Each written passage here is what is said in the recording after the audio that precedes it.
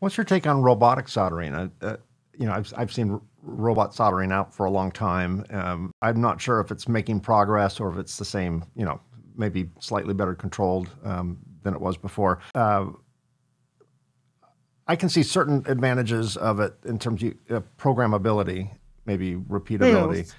but it really doesn't have an intuition, even though it might have camera systems on it, or it does have camera systems on it. It's still not human. But I'm just wondering what your take on robotic soldering is, and particularly factoring in AI, artificial intelligence, and where do you think that's going? I think any form of automated process, robotic soldering being a great example, is good in the correct area of the industry. If you are mass producing, the more we can produce, the quicker we can produce, generally the lower the cost.